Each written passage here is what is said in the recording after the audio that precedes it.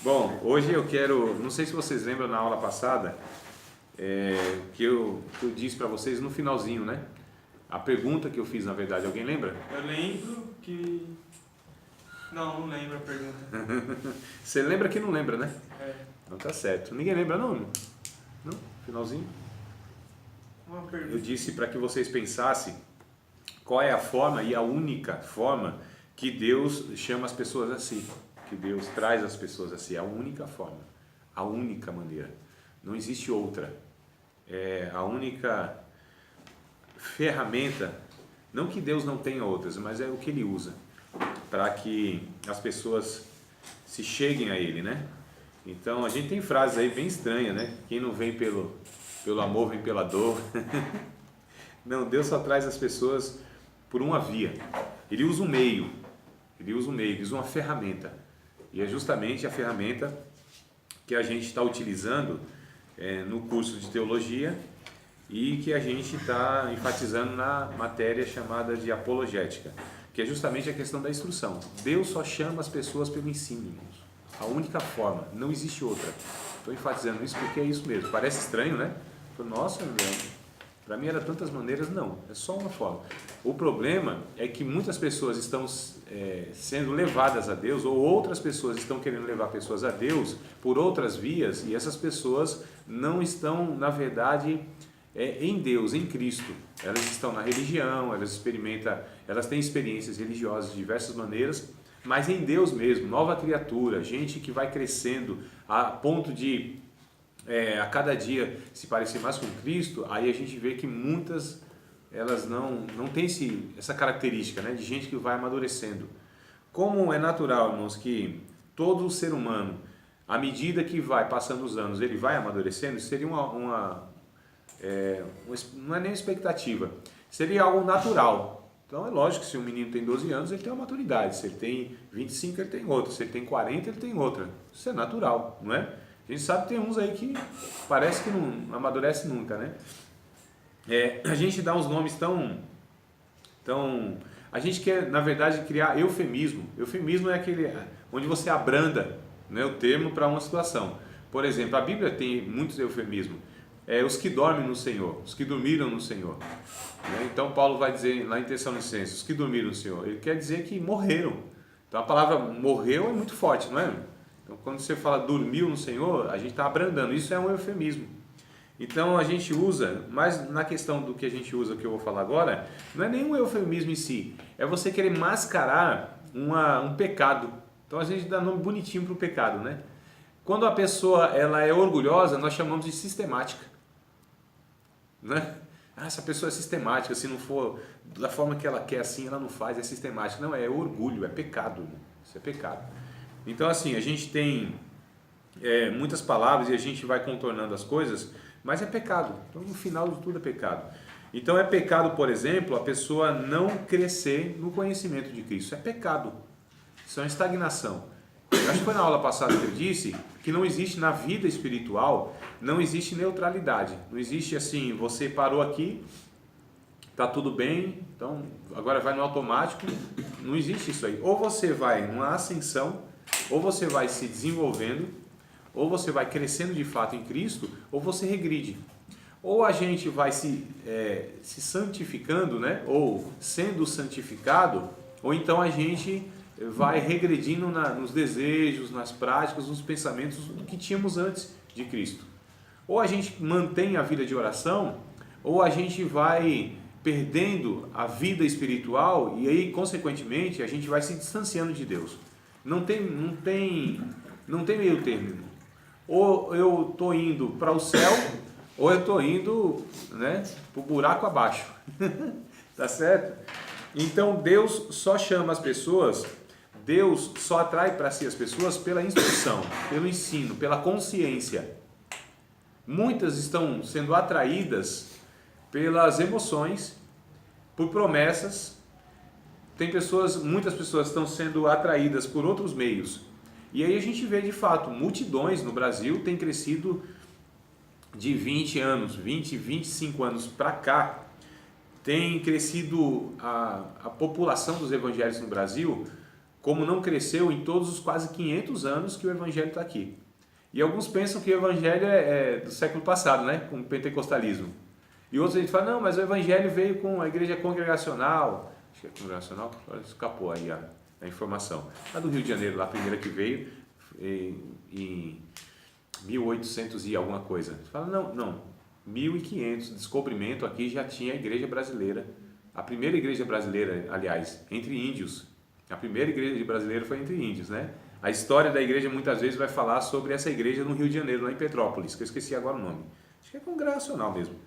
Mas quando a gente vai mais a fundo, quando a gente pesquisa um pouquinho mais, a gente chega então a esses dois índios que eles foram, na verdade, levados, né, para o estrangeiro, aceitaram a Cristo lá e voltaram. E aqui fundaram a primeira igreja brasileira indígena. Esses dados aí, inclusive, eu passei para vocês na história da igreja. Foi, Jefferson, lembra? Então, o que acontece, irmãos? E então a gente vê aí essa população toda crescendo, mas a gente vê uma superficialidade tão grande. A igreja brasileira ela é comparada como um lago, né? Um pântano, que ele é extenso, né? Então ele tem a extensão, mas não tem profundidade nenhuma, né? Que é aquela questão mesmo de você ver a quantidade das pessoas, mas a conversão. Eu preguei em alguma parte ontem da mensagem que eu trouxe na igreja sobre essa questão. Foi a multiplicação lá dos pães e dos peixes, capítulo 6 de João, né? Onde tinha aquela grande multidão, mais de 5.000 pessoas e tal. E Jesus ele não teve aquilo lá como tendo que se apegar àquilo, ou julgando que aquilo de fato era o suficiente, que aquilo era uma evidência. Né? Interessante a versão que eu peguei, que é uma paráfrase, na verdade, não é nem uma versão, mas é uma paráfrase. E aí nessa paráfrase, Jesus ele diz, Jesus não, né? O autor, ele aborda a fala de Jesus de uma maneira muito interessante, que ele diz assim, falando, né, que Jesus queria dizer. Ele diz assim, olha, vocês me seguem, não é porque vocês viram Deus no que eu fiz. Vocês me seguem porque vocês querem encher a barriga de vocês, e de graça. Essa versão eu achei muito interessante, por isso que eu levei. Então o que acontece? Muitas pessoas não foram atraídas por Deus. Muitas pessoas não foram chamadas por Deus. Muitas pessoas estão nas igrejas, mas nunca foram atraídas pelo Espírito por meio da instrução. Tá certo? Nunca foram. É por isso que nós temos muitas pessoas dentro das igrejas e não convertidas. Tem pessoas, inclusive, como foram para a igreja não chamadas, também ingressaram no ministério de uma forma intrometida. Tem os chamados e os intrometidos, né? Então tem gente que se intrometeu. Se o chamado por Deus não é fácil, imagina os intrometidos, irmão. E aí, como brincava o finado pastor Severino Pedro da Silva, ele dizia assim, tem obreiro que ele não é ungido, ele foi lambuzado. Foi lambuzado pelo óleo, né? Não foi ungido, não. Então a gente vai ver hoje sobre esse meio, essa forma que Deus, e a única forma que Deus chama as pessoas a si. E se é a única forma de Deus, por que nós usamos outras? E se é a única forma de Deus, por que a gente acha que pode usar outra? E a gente usando outras, irmãos, é uma evidência que a gente está fazendo errado. Né? E se começamos errado, não vai dar certo. No final não tem como, é impossível. Filipenses capítulo de número 1, vamos ver o texto? Filipenses 1 e 16. Filipenses 1 e 16. Deus nos chamou, como Paulo disse, e nos deu uma incumbência, né? Ele nos incumbiu, ele nos colocou como um sentinela no posto para cumprir um dever. Paulo, em Filipenses 1,16, vai dizer assim, ó, uns por amor, deixa eu ler o 15, senão fica meio estranho. Verdade é que também alguns pregam a Cristo por inveja e porfia, mas outros de boa mente, uns por amor, sabendo que fui posto, esse fui posto aí, a palavra é queimai, ou seja, essa figura mesmo do sentinela no posto, né? Ali cumprindo o dever, ou seja, você pode traduzir também o queimai como fui incumbido, tá? Eu fui posto ou fui incumbido, ou fui colocado como... Que Deus me deu o trabalho. O trabalho? Tá assim, Deus me deu o trabalho? Isso, mas a referência do trabalho é o trabalho do sentinela. A palavra queimai, ela diz respeito a esse sentinela que ele está no posto, né? Ou seja, está na guarita exercendo o seu dever. O meu tá a defesa do evangelho. Não, aí é depois um pouquinho. A gente está lendo, ó, uns por amor, sabendo que fui posto. Esse fui posto, esse termo fui posto, a palavra queimai, que no caso aí foi traduzido como Deus me colocou no trabalho, né? Isso. Então esse trabalho que Paulo se refere é o trabalho do sentinela que está na guarita, é o vigilante, aquele que fica na guarita e ele está no exercício de um dever. Essa é a ideia. É a mesma ideia que o próprio Paulo diz a Timóteo no capítulo 3, verso 1. Quem deseja o episcopado, excelente obra deseja. O que é o episcopado? Epi, em cima, escopo, aquele que olha por cima. É justamente também a função do sentinela, aquele que está olhando por cima. Dá-se a entender então que ele tem um olhar mais abrangente, que ele enxerga o horizonte mais do que todos, que ele está num posto de vigilância contínua, que ele é responsável inclusive pela segurança dos que estão na cidade. Lembra do Antigo Testamento, lá em Ezequiel, se não me falha a memória, dizendo a respeito do atalaia, que é o sentinela. Se o atalaia ele não cumprisse o seu dever, ele era morto. Se acontecesse que entrasse na cidade, né, e acontecesse lá um prejuízo, então assim, se ele avisasse e o povo não desse atenção o seu aviso, ele estava livre do sangue das pessoas. Agora, se ele fosse negligente, não avisasse, e aí o povo fosse morto, então ele era culpado do sangue daquelas pessoas, e Deus ia cobrar. Então o atalaia é o sentinela, que é o episcopos, que é esse obreiro, que é o ministro, que deve ser também, em certa medida, todo discípulo de Jesus. Aquele que está atento, aquele que está vigilante. O que Jesus disse para os discípulos? Olhai, orai e vigiai. Vocês não sabem o dia que vem o Senhor. Não é? A gente precisa prestar atenção, irmãos, precisa estar atento, precisa dar importância devida à realidade da nossa vida. A gente não pode ser gente displicente, alienada, omissa, desocupada. Quais são os adjetivos mais aí negativos que a gente pode usar? A gente não pode ser essas pessoas assim relaxada, né? Essas pessoas que não dão atenção devida como deve ser dado à realidade, aquilo que está acontecendo com a igreja. A maioria das pessoas são alienadas, irmãos, de fato. Elas vivem, quando muito, vivem ali na sua comunidade de fé local e acham que o reino de Deus se resume àquilo. Se resume ao seu bairro, se resume à sua cidade, se resume à sua denominação. São pessoas que elas colocam...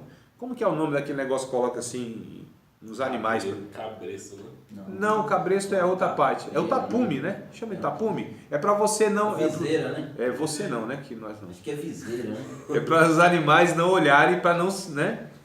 Distraírem. Na direção reta. Isso, é para eles não se distraírem, não ficar olhando, senão mete a cara lá numa árvore, cai no buraco, alguma coisa assim. Então, muitas pessoas têm aí essa viseira, né? Esse tapume,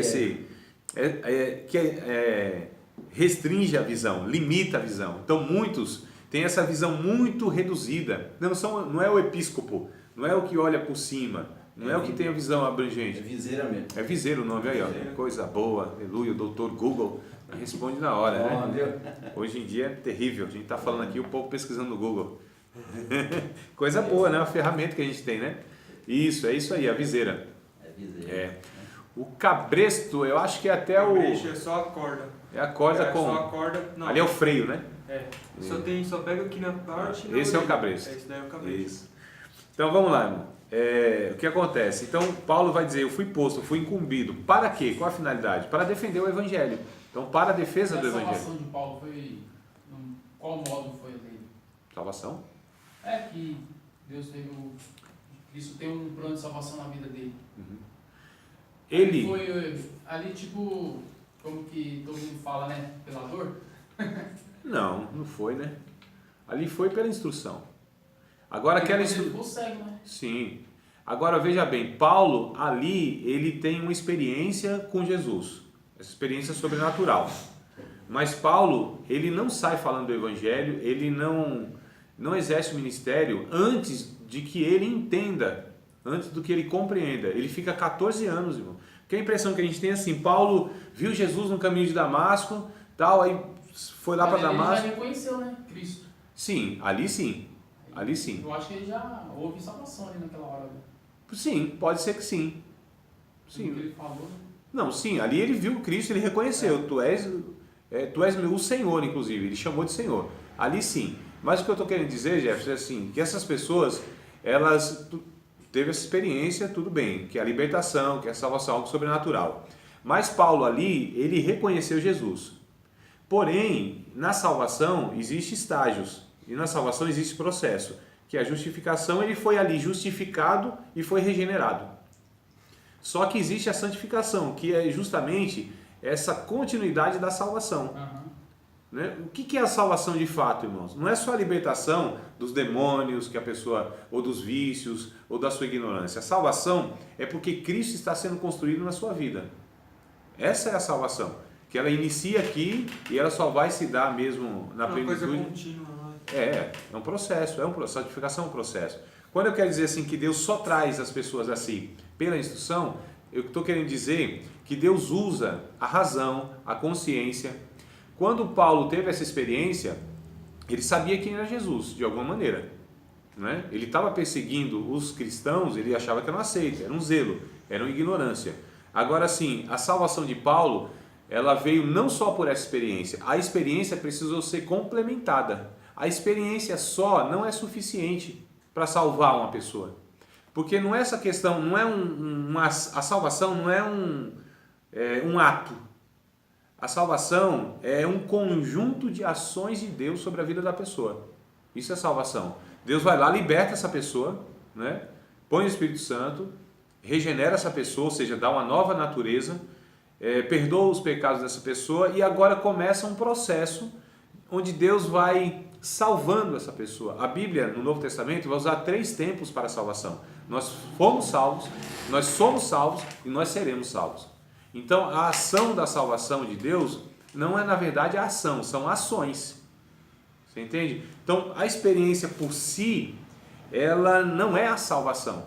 A experiência é o ato radical de Deus de libertar a pessoa. É a intervenção miraculosa de Deus. Aí vem com o poder de Deus.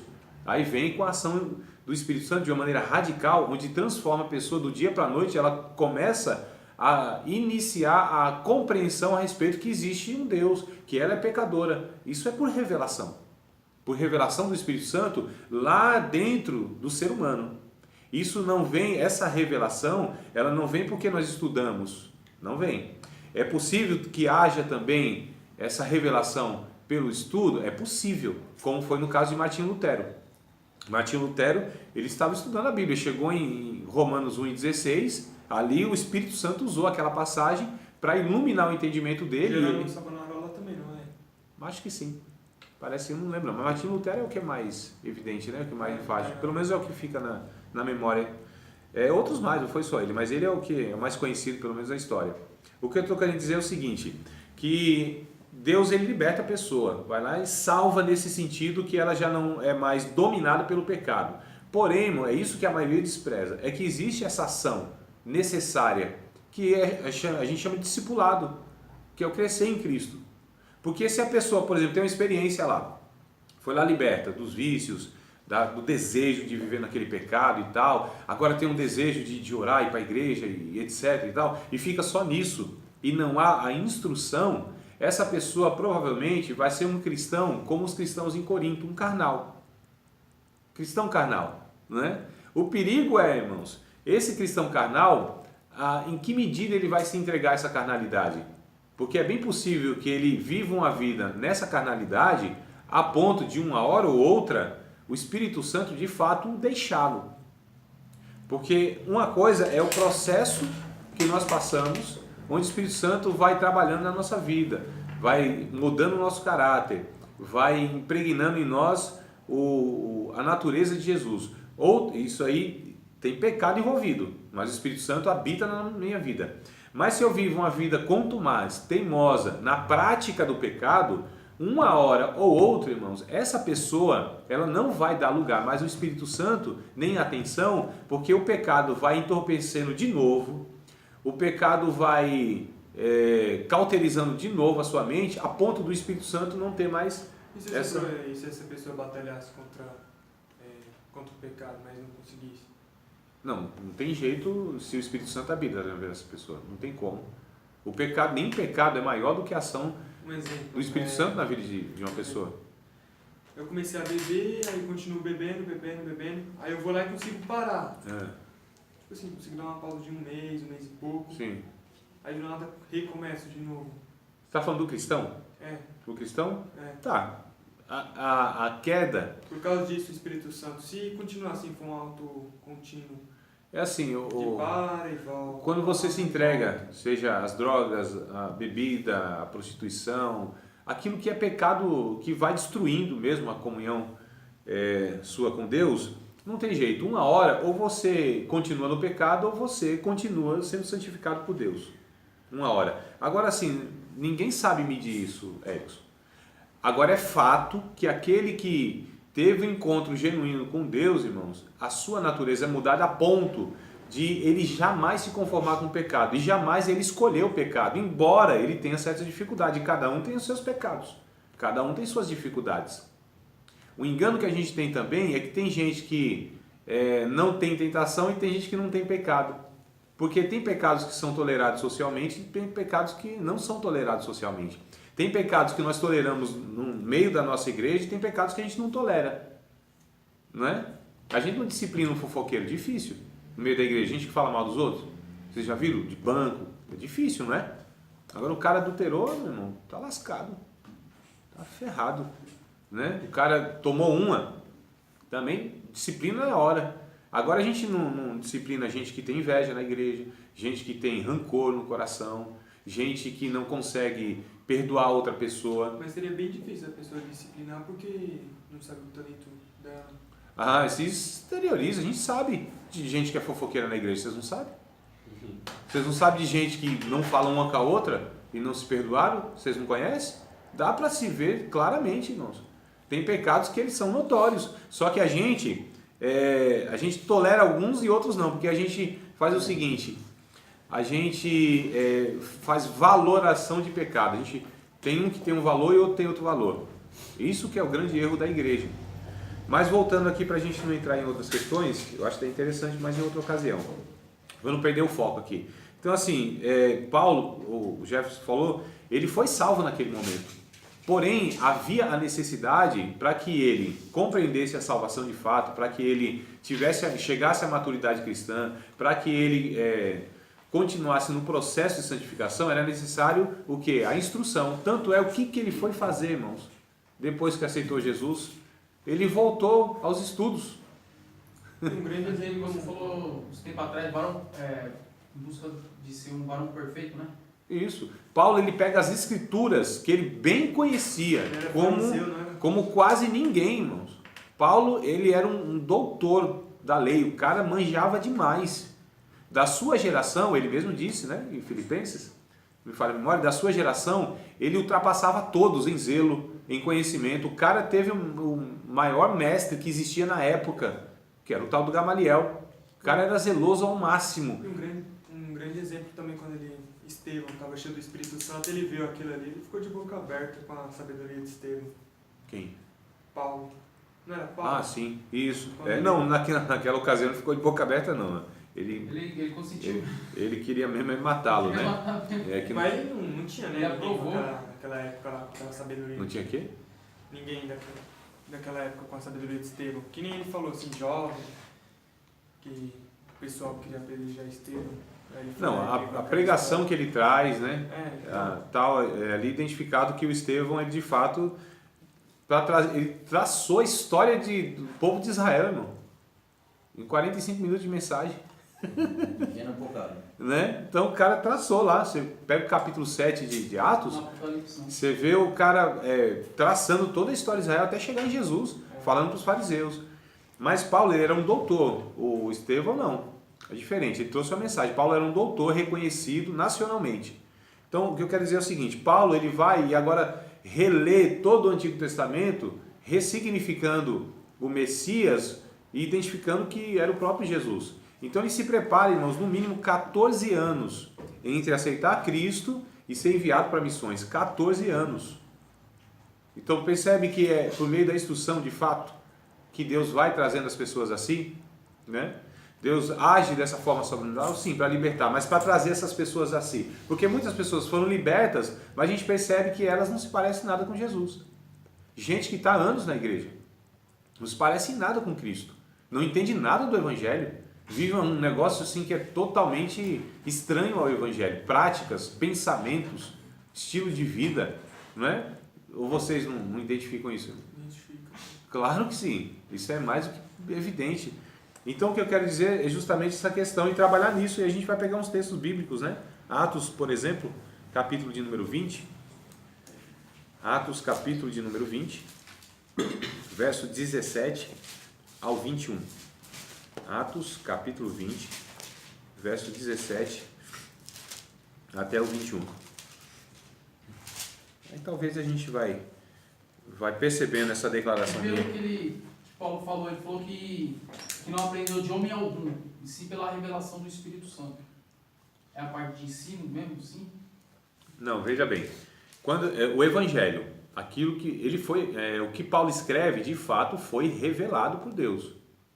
As doutrinas, foi revelado. Mas ele não foi instruído por ninguém, né? Sim, Ele claro que foi foi. instruído por Gamaliel, mas só que ele ficou... É assim, ele se reciclou e através do Espírito Santo... Veja bem, Jefferson, olha que coisa, a gente não entende, irmãos, que Deus usa os meios naturais também, né? Os meios naturais também. Paulo, quem que Paulo cita em Tito? Paulo cita um poeta dos cretenses. Quem que Paulo cita aqui em Atos capítulo 17 que nós vamos ler? Ele cita aqui filósofo dos epicureus e dos estoicos. Paulo, ele usa todo o seu conhecimento e tudo isso contribui para que ele também entenda. Então Deus usa as vias naturais e as sobrenaturais. A revelação de Deus vem pelas duas vias. 20. Quando a gente fala de revelação, irmãos, a gente sempre entende que é uma coisa assim, como João teve. João na ilha de Patmos, né? Então João na ilha de Patmos teve o quê? Revelação pura. Ali foi Deus pessoalmente comunicando a ele as coisas. Não foi isso? Agora, quando a gente pega Lucas, o Evangelho de Lucas, ele se dá 100% na pesquisa. O cara foi lá e pesquisou, entrevistou. Fulano, você viveu com Jesus? O que você viu dele lá? Isso. Foi perguntar, Marcos, você que andou com Jesus, você que presenciou algumas coisas, como que foi isso? Foi falando, o cara foi um pesquisador. Então a gente tem um livro, que é o Evangelho de Lucas, que a gente considera a palavra de Deus inspirado, que foi escrito na base da pesquisa, da entrevista. E nós temos Apocalipse, que foi na base dessa revelação sobrenatural. Os dois são inspirados. O que a gente entende aqui? Que Deus usa as vias naturais e as sobrenaturais. Então Paulo, quando ele diz assim, não aprendi de homem nenhum o Evangelho, de fato, a maioria das coisas foi Deus que o revelou, ou todas elas foi Deus que revelou. Agora, umas por via natural e outras pela via sobrenatural. Umas, ele percebeu isso que estava escrito no Antigo Testamento. Né? E quem que ensinou Paulo a respeito de tudo que havia no Antigo Testamento? Foi Deus diretamente? Claro que não. Foi o Gamaliel. Foi toda a tradição. Foi toda a história. Né? Então, você fala assim, essas pessoas que a gente ouve falando assim, eu não aprendo de homem nenhum, a gente tem que aprender do Espírito Santo. Ué, por que essas pessoas ouvem o pastor? Ou qualquer pregador que prega? Não é homem? Não é o Espírito Santo falando, é homem, não é? A gente sabe que Deus, no meio das nossas palavras, põe as dele. Tem gente que é o contrário, né? Que acha que é o contrário, né? Que o Espírito Santo fala em todas as suas palavras. Não, isso é uma pretensão enorme. Agora, Deus usa essas vias naturais e as sobrenaturais. De vez em quando, de fato, existe um mistério nisso. Deus, a mensagem, vocês que pregam, vocês sabem que tem coisas que você não estava pensando em falar. Que você se for preparar uma mensagem e tal, quando você estava pregando, veio coisas na sua mente que você não planejou de fato. Então, tem partes da mensagem que nem o pregador conhece. Tem partes do ensino, da aula, que nem o professor conhece. A gente julga que, de fato, Deus, de alguma maneira, está entrando nesses meios e conduzindo. Agora, 100%, não. E o que Deus está fazendo aqui? Usando a via natural, que eu aprendi pesquisando de alguma maneira. Isso é via natural. Agora, lógico, não, todo dom perfeito, toda capacidade, isso vem de Deus. É fato. Mas é por via natural, é de estudo, né? Então, aqui nós estamos sendo ensinados por Deus? Eu acho que vocês consideram isso, eu acho que não estava nem aqui. Mas como que nós estamos sendo ensinados por Deus? Através da instrução, da pesquisa, da reflexão, de ouvir um cara, de ouvir entre vocês um ou outro, né? Então, essa que é a questão que muitos crentes, eles não sabem distinguir, eles não sabem discernir que é assim que Deus age. Mas é sempre fim último, instrução, orientação, porque Deus trabalha na razão, Deus instrui, Deus transforma as pessoas pela razão. A razão é o primeiro e o único ponto a ser transformado na vida de um pecador. O primeiro e único. Veja bem, os sentimentos, eles nunca são regenerados, irmãos. Nunca são. Os sentimentos, quando a gente lê Filipenses 2:5, se não me falha a memória, que haja em vós o mesmo sentimento que também houve em Cristo Jesus, a tradução sentimento lá, ela não é correta, ela não é a melhor. Porque a palavra no original é frônesis, que haja em vós o mesmo pensamento, deveria ser. Tanto é que se vocês pegar uma versão melhorzinha, vai estar lá pensamento e não sentimento. É 2:5 de Filipenses. Que haja em vós o mesmo sentimento, na Almeida Revista Corrigida, em outras versões, 2:5. Que haja em vós o mesmo sentimento que houve também em Cristo Jesus. O mesmo modo de pensar. Isso, aí sim é uma versão melhor. Seja a mesma atitude de vocês, seja a atitude de vocês a mesma de Cristo. Isso. Jesus. A atitude ainda não é também... Por que o pensamento é o que se aproxima mais do original? Porque a palavra do original é frônesis. O que frônesis ele refere-se? À fronte, ao córtex, né? Ao pensamento. Então, que haja em vós o mesmo raciocínio, o mesmo pensamento, a mesma cabeça que Cristo Jesus tem. Nós, quando fomos salvos por Cristo, foi nos dado a mente de Cristo. Ou seja, as categorias de pensar como Cristo pensava. É isso que diz 1 aos Coríntios, capítulo 2, verso 16. Vocês têm a mente de Cristo. Né? Então, o que acontece? A salvação onde se dá, irmãos? Onde é a proteção da armadura que Paulo descreve lá no capítulo 6 de Efésios? Onde está a proteção da armadura? Está no escudo? Está nos pés? Está nos lombos? Não, está na cabeça. Capacete da salvação. Não é? Quando Paulo vai escrever em Romanos capítulo 12, ele diz que o culto tem que ser o quê? Racional. E o que a gente tem que fazer? Transformar, que possamos ser transformados na renovação do nosso entendimento. Vocês percebam então o que Deus está fazendo aqui? Trabalhando nas categorias, porque a gente faz, a gente vive a partir daquilo que a gente pensa, não daquilo que a gente sente. Não é, irmão?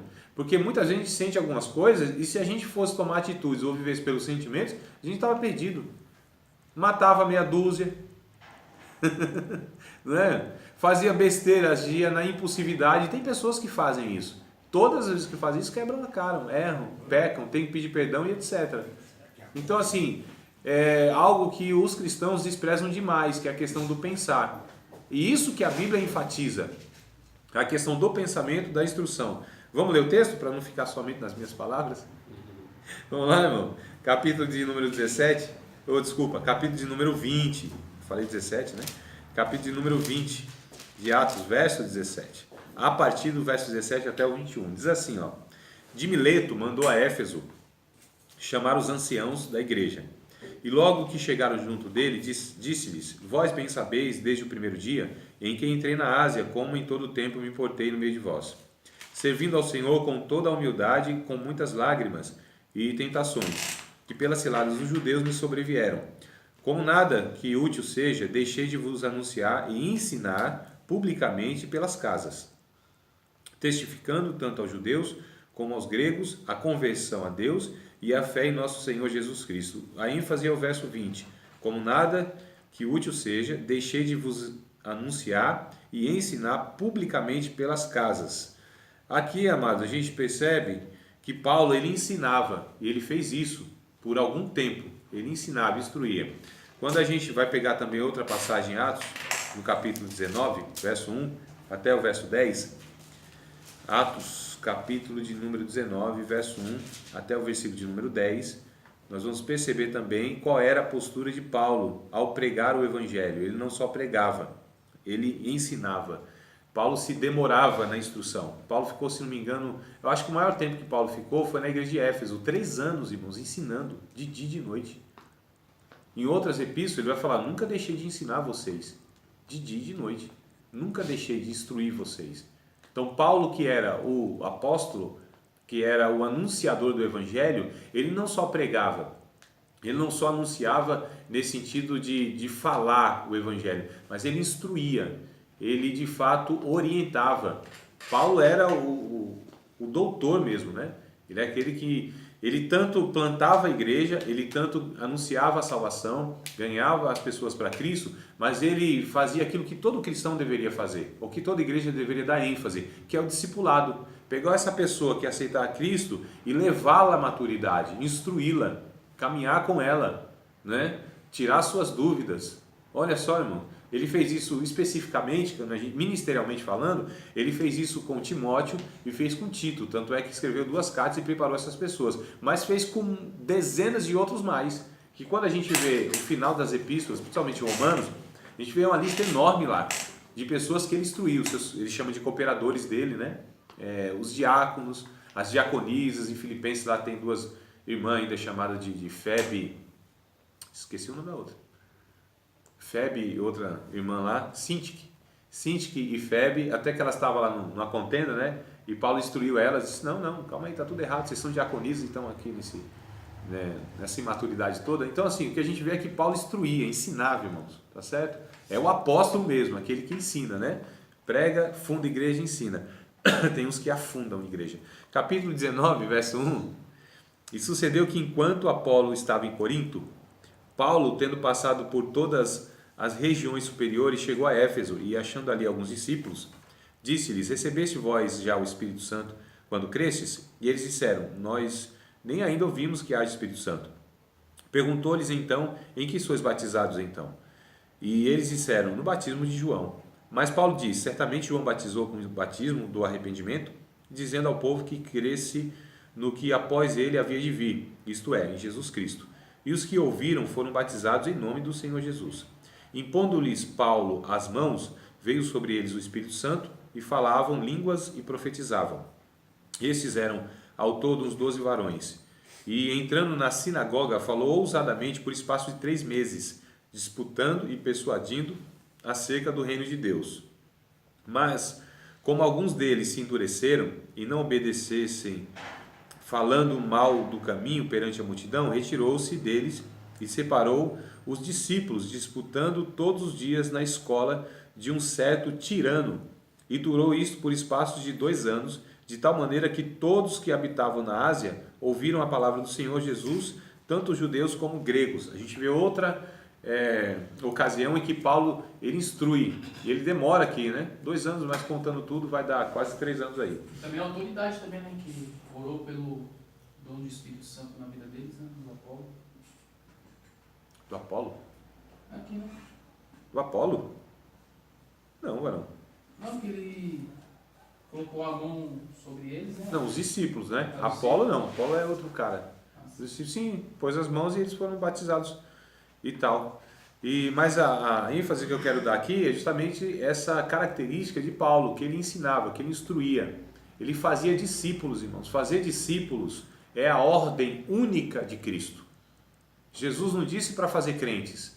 Ele disse, façam discípulos de todas as nações, ensinando todas as coisas que eu vos tenho ensinando, batizando. É algo contínuo, né? A gente chama na nossa língua de gerúndio. É algo que é contínuo. Não é um feito só. Não é ir lá e dar uma instrução. É algo que você vai fazendo ao longo do tempo. Então, a única ordem de Jesus é fazer discípulos. Quem são os discípulos? São aqueles que sempre aprendem, são instruídos, fazerem discípulos de Cristo. E tem essa questão, ensinar as pessoas a elas seguirem a Cristo. Tem outra complicação nossa, que as instruções que as pessoas, algumas recebem, elas são instruções voltadas à denominação, voltadas à visão do líder, voltada às preferências de quem o instrui. Nós não podemos fazer isso, irmãos. Nós precisamos levar essas pessoas a Cristo, que elas tenham contato com Cristo e que elas possam estar também tendo contato com a Bíblia. Elas têm que ser emancipadas a nós, tá certo? As pessoas não precisam ter as nossas opiniões, elas precisam, pela Bíblia, e somente pela Bíblia, elas precisam se pautar e se orientar. Os teólogos, eles fazem uma grande contribuição, e sem os teólogos nós teríamos grande dificuldade de entender um monte de coisa. Então a gente não despreza 2000 anos de construção teológica, né? Só que a gente não pode se limitar a isso. E o que eu percebo, irmãos, nas redes sociais denunciam mais isso, né? Eu percebo que os cristãos, eles têm as tradições religiosas, as suas preferências de teólogos como sendo algo de vida ou morte, como sendo quase que uma revelação de Deus, e não é, né? Então o Calvino, ele é quase que a quarta pessoa da Trindade, o Armínio, ou aí vem, não, Augusto Nicodemos é o cara, não, Caio Fábio é o cara, Gondim é o cara, não sei quem, o Paulo Júnior é o cara e tal, e os caras seguem assim e abraçam a opinião de uma forma que é verdade absoluta. A gente tem que ter muito cuidado, irmãos. A gente sempre precisa ir para a Bíblia, porque o mais interessado em nos ensinar, de fato, é o Espírito Santo que habita na nossa vida também. E ele ensina por via dos doutores, é fato. Mas esses doutores não são isentos de falhas, eles também falham. É por isso que a gente sempre tem que questionar todos, sempre a gente tem que, antes que a gente abrace aquilo como uma doutrina que não vai nos levar a morrer por aquilo, a gente precisa ter cuidado e ler a Bíblia por nós mesmos. Cada cristão deve ser e é responsável pela sua vida de convicção, irmãos. Cada um de nós, tá certo? Cada um de nós deve. A proposta do Evangelho é esta, que todos tenham o pleno conhecimento da vontade de Deus sobre suas vidas e que ninguém precise de que ninguém o instrua, a não ser o Espírito Santo.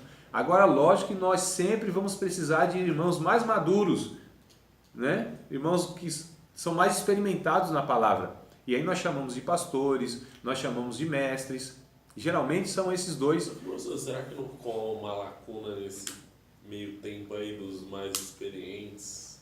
Sei lá, eu pelo menos acho que eu sinto que às vezes eu sinto para falar com alguém mais velho, eu sei mais do que o cara, então tipo... Então, tem uma... Não, mas quando eu digo um irmão mais velho, a gente entende e deve entender como um irmão mais velho é um irmão mais maduro, né? Então, lembra do ideal? A gente sempre está trabalhando no ideal, né? A gente sabe que nem sempre é assim.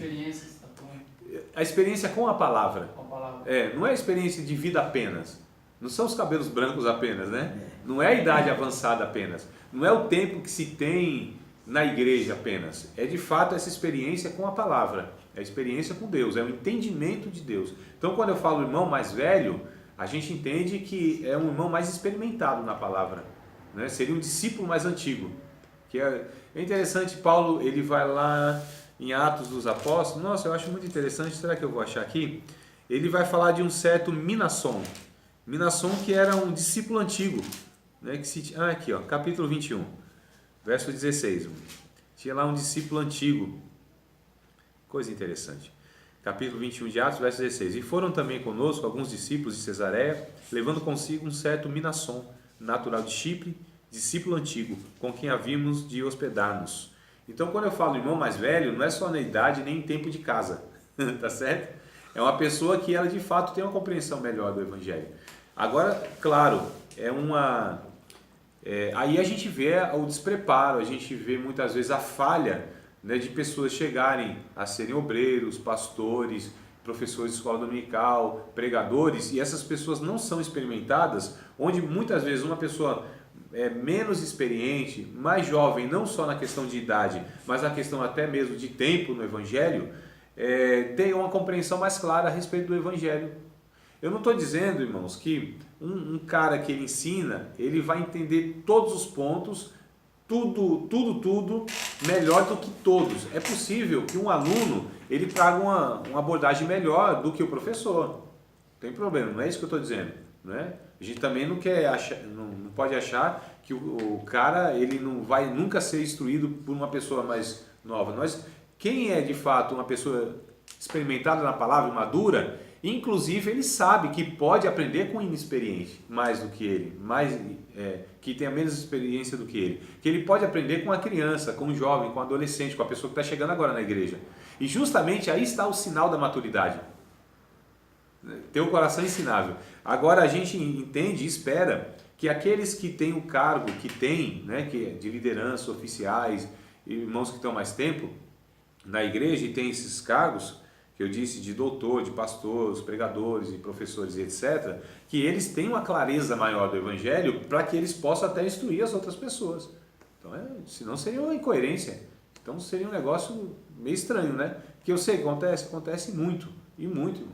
Né? Eu lembro que 2001, mais ou menos, eu tinha um professor de escola dominical, um santo homem de Deus, presbítero, santo homem de Deus, pai de família exemplar, marido exemplar, pai exemplar, obreiro, testemunho assim, o caráter ilibado, gente, até hoje é um exemplo, só que sem compreensão nenhuma do evangelho, um negócio superficial. Ele era o nosso professor de escola dominical, tinha eu mais 3 ou 4 jovens, nós sempre gostamos do estudo bíblico, né? Desde que a gente aceitou Jesus, era um grupo que tinha lá uns 4, 5 jovenzinhos que a gente caminhava junto, buscava Deus junto e estudava junto e tal. E aí, na escola dominical, a gente corrigia o professor direto, sempre respeitosamente. Nunca nós tivemos falta de respeito com aquele varão, nunca. Mesmo nós sabendo mais do que ele, tendo mais clareza. Ele tinha aquela dificuldade mesmo, né? Aí ele parava na humildade dele e falava assim, nossa, irmão, é assim mesmo, né? Falou, então, professor, que a gente falou, professor, mas não é assim, o senhor abordou assim. A gente sempre tinha um jeito, irmãos, porque nós aprendemos que nós temos que honrar a face do velho, que a gente tem que respeitar os nossos líderes. Não é porque eu sei alguma coisa mais do que ele que eu devo afrontá-lo, expô-lo, envergonhá-lo, tá certo? Porque senão aí é uma soberba, né? Senão você está desobedecendo a palavra de Deus, desonrando a pessoa, porque não é porque ela sabe menos que ela vai ser desrespeitada. Isso é soberbo. Isso é marca da imaturidade. E os jovens têm muitas vezes essa questão, né? Sabe mais e tal e afronta. Não, a gente tem que ter muita cautela. Então a gente deve respeitar a história, irmãos, a história dessa pessoa. Quando essa pessoa subia no púlpito para pregar, irmão, teologicamente, sinceramente, não atraía nada. Teologicamente eu olhava assim, nossa, quanta coisa. Mas era a simplicidade, a limitação que o irmão tinha. Não é porque era mal intencionado, não é. É porque os irmãos mesmo assim, simples de instrução, antigo, que teve pouco acesso à instrução, inclusive eu digo escolar mesmo, né? E depois teológica nenhuma. Então assim, mas quando ele subia e pegava aquele microfone na mão, a figura dele para mim era uma pregação de Deus para mim. A figura daquele homem, eu aprendia muito mais do que a exposição de qualquer teólogo que trouxesse uma abordagem boa da palavra de Deus. Então tem essa questão também que a gente tem que considerar, né, irmão? Então a figura, o exemplo, o testemunho de vida, aquilo sim para mim dava gosto de, embora assim eu desconsiderava um monte de coisa, mas eu ficava olhando para aquele homem e falei, Senhor, eu quero ser um cristão como esse irmão. No sentido do caráter. Esse século que as igrejas pentecostais que tá mais se aplicando no estudo. Antigamente não tinha tanto estudo assim, né? Tá melhorando, mano. Tá melhorando, porque Tá. Antigamente o pessoal fala era só fogo, né? Não, tá melhorando. Era só fogo. Tá melhorando, ainda tá fogo. Nos dois sentidos da palavra. Quer dizer, o outro. Buscava mais poder, né, antes. Então. Agora, hoje dá pra assimilar mais, né? Hoje pessoal, Tudo em si. tem melhorado, mas tá longe. E muito Não, mas longe. de antes, Não, então, tem melhorado. Mas essa melhora ainda é muito pequena. Comparado às igrejas tradicionais. Não, aí não tem comparação porque são identidades diferentes, né? Então as igrejas, essas chamadas históricas, elas nasceram com essa identidade de dar sim, ênfase né? com o estudo bíblico. Batista, não é? Batista. Batista, presbiteriano, metodista e outras mais aí. Mas qual é a questão? O desafio nosso, na verdade, é unir, irmãos, a piedade com o estudo. Isso aqui que é o desafio maior das igrejas, né? Então é o poder e a palavra. Isso aqui, o poder que eu digo aqui é essa vida devocional, essa comunhão através da oração, né? Através da busca pela face de Deus. Pela vida de oração só tem essa via, que é a via da oração, da busca pela presença do Espírito Santo. Aqui, então, seria o poder. Só que esse poder sem o conhecimento bíblico, sem a maturidade doutrinária, é muito complicado. E vice-versa. a maturidade doutrinária, o conhecimento bíblico, sem a vida piedosa, também é deficiente, irmão. Então, seria as duas asas do passarinho. Perguntar para o passarinho qual é a asa mais importante, a oração, a vida de poder ou a palavra, e falar os dois. Tiram a asa do passarinho. Né? Então, o que é mais importante, então? Conhecer ou ter a vida devocional? Não tem mais importante. Os dois são igualmente importantes. São as duas asas do passarinho, tá certo? Mas o que eu quero trazer aqui, essa ênfase, porque muitos desprezam, e a gente vê isso no Novo Testamento, pela vida do apóstolo Paulo, pela vida dos demais discípulos, pelo próprio ministério de Cristo, que foi um ministério de ensino, de instrução. Ele era notoriamente conhecido como um mestre, como um rabi. Ele ensinava. O ministério de Jesus é ensino, é didático, é pedagógico, tá certo? Todas as falas de Jesus, ela tem uma pedagogia por trás, ela tem uma orientação por trás, ela traz uma revelação, mas de uma forma instrutiva, de uma forma que as pessoas elas eram levadas à compreensão. O seu entendimento era atingido. A partir desse entendimento, essas pessoas então seguiam a Cristo porque compreendiam quem era Cristo. Todas as vezes que Cristo percebia que essas pessoas não estavam compreendendo, estavam sendo atraídas pela emoção, pelas maravilhas, pela fascinação do extraordinário, dos milagres, pela barriga cheia, né? Jesus falou, opa, está errado. Não, eu não quero que vocês me sigam por isso, por essas coisas. E Jesus não fazia questão mesmo. Se essas pessoas estavam seguindo Jesus por essas motivações erradas, Jesus fala, não é assim. Aí Jesus falava exatamente e as pessoas, não, opa, nós não queremos. A gente não quer. Queria oba-oba. A maioria queria oba-oba. A maioria se espantava assim com... Irmãos, teve em Atos dos Apóstolos mesmo, teve um cidadão chamado Elimas, né? O bar de Jesus. Não tem esse camarada lá? Que Paulo está realizando os milagres, acho que é Paulo mesmo, está realizando os milagres, e ele fica fascinado, era um mágico lá. E ele falou, nossa, quanto custa? Quanto que é aí o dom? Eu tenho que incrementar esse negócio na minha mágica, que eu nunca vi um negócio desse. Aí o Paulo, eu acho que é na ocasião de Paulo, mas disse assim, filho do diabo, o teu dinheiro serve para contigo, porque é o Simão mesmo, né? Simão, o mágico. Ele diz assim, porque tu cuidas que o dom de Deus é comprado com dinheiro. Fica cego. Olha, irmão, um milagre, onde trouxe uma maldição para uma pessoa. Que coisa tremenda, né, irmão? Nossa. Cuidado, não faça isso em casa não, que é perigoso. Né? Não recomendo não. Então é uma coisa específica lá, nós não somos Paulo. E aí o que acontece? Mas a gente percebe que há uma motivação errada, né? Há uma atração e essas coisas atraem mesmo. O milagre, o sobrenatural, a ideia de que há um Deus que vai de fato me tirar do sufoco. Isso não está todo errado na proposta do Evangelho, porque a proposta do Evangelho é mostrar isso, que existe um Deus cuidador, um Deus sustentador das suas criaturas. Essa mensagem ela não deve ser... São os extremos, irmãos. Então a gente tem que ter muito cuidado nesse equilíbrio. Isso é o grande desafio da teologia. O grande desafio dos pregadores, dos pastores, das igrejas. Achar esse equilíbrio, né? Então, eu acho que o difícil não é nem a questão do equilíbrio em si. Eu acho que é do que é imediato. Tipo, a oração, vamos dizer, o cara ora... Hipoteticamente falando, o cara ora um mês, jejum um mês e ele recebe poder. Isso. É um negócio não é rápido. Sim. É uma coisa que ele vai sentir ali naquele momento. Pra estudar, professor. Não, sim, também. É muito. Os dois. A gente tá aqui há 3 anos. Ô Diego, mas assim, os dois eu vejo como não é fácil. O primeiro vai contra a nossa natureza, que não é o desejo da nossa natureza, orar, buscar Deus. Isso também a gente julga que não é fácil. Não. Manter a vida de oração é um desafio, não é fácil. Agora, lógico, existe essa imediatidade das coisas, né? Existe a imediatidade. Então, lógico que as pessoas preferem, é mais fácil. E aí, entre aspas, não, é até menos trabalhoso nesse sentido.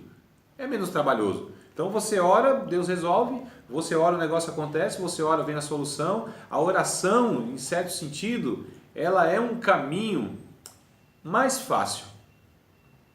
Por quê? Porque você está buscando uma solução. Agora, e quando não vem?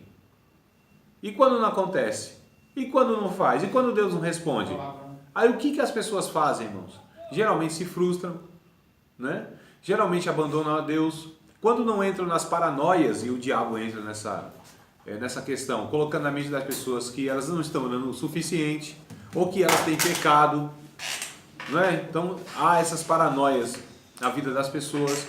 Então assim, de fato, a oração, ela traz, não é a oração, não, eu tenho que tirar esse negócio, parece que a gente está colocando a oração como sendo algo ou menos ou ruim. Mas de fato, quando a pessoa só vive achando que Deus vai resolver tudo e a oração resolve tudo na sua vida, aí que é o problema, porque isso é um erro, é um engano. Porque a palavra de Deus, ela nos dá recurso, condição para que a gente viva sem o sobrenatural e sem o milagre, sem a solução do problema. Quando a gente lê Hebreus capítulo de número 11, lá é chamado a galeria dos heróis da fé, não é? Então você lê até o verso de número, acho que é 36 mais ou menos, 35, alguma coisa assim, são 40 versículos. Inclusive, a maioria do capítulo é gasto para falar das pessoas que operaram o sobrenatural, venceram de uma forma sobrenatural, né? Tudo os heróis da fé nessa questão. É do 34. A metade do 34 para frente, ou seja, 6 versículos mais ou menos, aí vai falar daquelas pessoas que não experimentaram nada do sobrenatural. Na verdade, elas passaram as dificuldades e foram afetadas por todas as dificuldades naturais e Deus não interviu em nenhuma delas. Os caras passaram fome, numa geração nossa, no Evangelho no Brasil. Você falar que um crente vai passar fome, isso é um absurdo, isso é antibíblico. A gente já cita aquele Deuteronômio 28 que ele já se falou. Ou então o Davi lá, que sou velho, já fui moço, nunca vi um justo desamparado, não é sua descendência mendigar o pão, né? Ou cita esses negócios aí, que não tem nada a ver com... É outra história. Qual é que você falou? Até hoje prega isso. Depois do 31, né? Não, depois do 34 mais ou menos. Vai ler em casa e lê depois, mano. Então a gente vê lá, depois aí tem um grupo, um segundo pelotão dos heróis da fé, que eles sofreram todas as questões, irmãos. A fome, o frio, foram perseguidos, foram torturados, foram mortos, não tiveram o livramento de Deus, não experimentaram o anjo livrando. Eles, assim, sofreram naturalmente, mas são considerados da mesma forma como heróis da fé. Então aqui há uma fé que ela pode gerar dois resultados: o milagre, a ação sobrenatural, o alívio imediato, a intervenção de Deus revertendo a situação, o quadro clínico, a situação que tiver lá, e uma fé que não gera o milagre, mas que gera uma capacidade da pessoa conviver sem isso, sem se frustrar, sem ser amarga, sem culpar Deus, sem desanimar da fé. Então os dois grupos são heróis da fé. Uns experimentaram a ação sobrenatural de Deus e outros não. Vocês percebem aqui que tem que achar o equilíbrio do negócio. Incentivar o povo a de fato ter uma vida de oração, conhecer a Deus, experimentar os dons espirituais, ver a glória de Deus no sentido extraordinário, mas essas mesmas pessoas que devem ser incentivadas a exercer esse aspecto da fé, devem ser também alertadas e ensinadas que se essas coisas não acontecerem, não pode alterar em nada a sua disposição, a sua alegria de servir a Deus, em nada, irmãos, em nada. E se Deus fizer, como diz o hino, Ele é Deus. E se não fizer, Ele é Deus. Se abrir a porta, Ele é Deus. Se não abrir, Ele é Deus. E a gente não é alterado pelas circunstâncias externas e nem internas. Vocês percebem aqui que esse seria o ideal? Esse é o ideal que a Bíblia propõe, que o Evangelho propõe, e é o grande desafio nosso. Inclusive, a gente vai continuar falando desse desafio depois dos comerciais. Bora lá, irmãos? O filho do pastor esqueceu o celular